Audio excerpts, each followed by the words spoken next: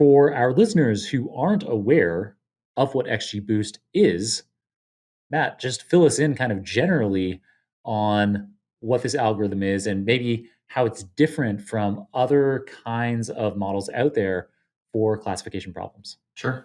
Yeah, so XGBoost stands for extreme gradient boosting, and it is a tree-based algorithm. So generally, when I'm teaching machine learning to folks, I kind of go at it from a lot of people start with logistic regression or linear regression, depending on if they're teaching classification or regression. I like to go at it actually from trees.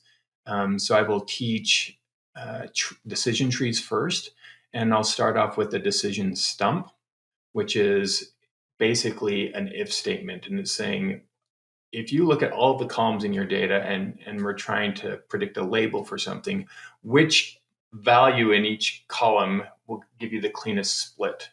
And if you do that, you can make a tree out of that, which is basically an if statement. But if it's just making one decision, we call it a stump. And then you can recursively do that with your decision tree and look at each of those divisions and then revisit the features and make those splits, and then you get a decision tree. So a decision tree is great in that you can explain it very well. I mean, it basically will capture the information that is in your data, and you can let it overfit, and it is what is there. The problem is, like with a lot of things, machine learning, overfitting is a problem. And so you need to be aware of that and handle that. And so from there, I like to say, okay, well, how would you overcome some of these issues with decision trees? And one thing might be, well, you could make different decision trees and you could train them on different portions of the data. And that's sort of like this question, like how many people do we add to the jury, right? And so if you are looking at adding people to a jury, and each of them sort of has a different background and point of view, well, if each of them have a greater than 51% chance of making the right verdict, it would be good to add all of these people. And that algorithm is basically a random forest. And then a decision or gradient boosting is saying, we're going to take a decision tree and it's going to have some error, and then we're going to correct for that error and make another tree that boosts or fixes that error, and we can keep doing that process. So an analogy I like to use is that these are sort of like golfing. If you were golfing, a decision tree is like having one chance to hit tee off, and hopefully it goes in the hole. Random forest is like saying you and 20 of your best friends all can tee off, and we're going to, wherever the ball lands, we're going to average all those together, and that's where the ball is. And generally, I'm not a very good golfer, so that would probably be good for me. And then a gradient boosted decision tree would be like, okay, you get to hit the ball, but then you get to hit it again, you get to hit it again, and you can hit it however many times you want. And each time you're correcting that error and getting it closer to the hole. And so I like to say that's sort of the basic idea behind these gradient boosted decision trees, is that they can take a relatively simple or weak model, and then they can keep correcting that error, and eventually they will do a decent job. Yeah, so to kind of rewind and recap what you covered there. So when we have a classification problem, so when we're trying to use a machine learning model to predict a specific category, or a statistical model to predict a specific category. So a common example, one that I've taught with, is there's this Titanic data set that's really overused, where every row represents somebody that was on the Titanic, and you have this binary label as to whether they survived the Titanic or not. And then you have, so every row is a person, and other than the column that says whether they survived or not, you have all these other columns of information about the people. So like, were they in first class? Were they male? Were they female? How old were they? And so you can use a decision tree to say, like the decision tree will try to go, okay, like which of these predictor variables is most predictive of whether somebody survived the Titanic or not? And so it could be something like being female, I think, was a really good predictor. So like females were much more likely to survive. So the first branch in the tree is branching on gender.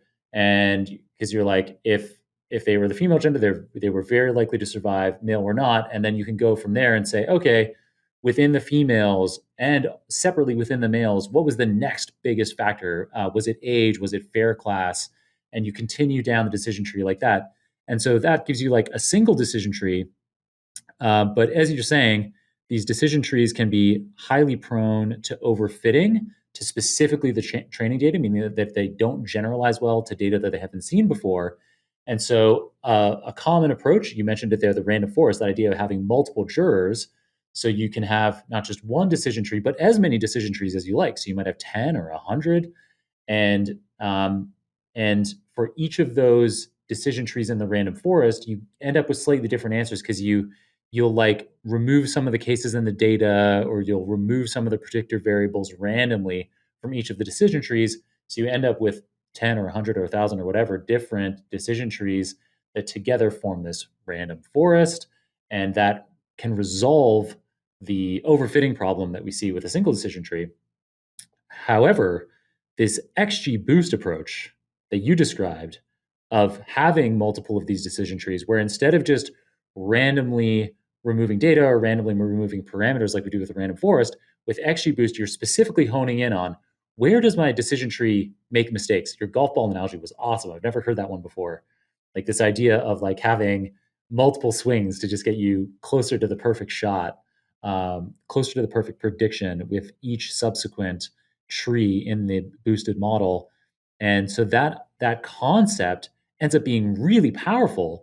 And so when you see these kinds of online competitions of what model gets you the highest accuracy on some task, depending on the kind of task, it will either be like a deep learning approach if it's kind of like a machine vision problem or a natural language processing problem. It might be a deep learning approach, but if it's working with tabular data, you can bet that XGBoost is going to win the competition. Yeah. Yeah, it generally is up there. And as a random aside, I found out recently that my wife's like second great uncle was on the Titanic. And so, Oh, really? yeah, he died, but his wife survived, right? And so that one of the key predictors in the Titanic, and that's kind of a morbid example. It's like predicting whether people will die if you keep sending a Titanic out and crashing it. But like, yeah, he died and his wife survived, right? So in that case, the gender was important for survival. Yeah, that was in the teaching that I do when I teach decision trees. I I create based on the James Cameron film Titanic. There's like the two main characters are Jack and Rose, and so I kind of like we create the decision tree, and then I'm like, okay, so if we had a character with the attributes of Jack, what's his probability of survival? And it's like it's very unlikely that Jack would survive. Whereas Rose's probability, based on her demographic factors, being in first class, being female, very high probability of surviving, and indeed that is what happens in the film. Yeah, so it must be true. Spoiler alert. Um, so yeah, so those are two small anecdotes about the Titanic that demonstrate the power of decision trees. So yeah, but XGBoost, these extreme gradient boosted trees, they really, I mean, I can see why it would be compelling to write a whole book about this because of how frequently we see these XGBoost models winning competitions. Yeah, super powerful, and they tend to out of the box. They tend to do a decent job, right? So with little bang, a lot of bang for how would I say this? Minimal effort. Yeah, minimal effort. A lot of juice for the squeeze.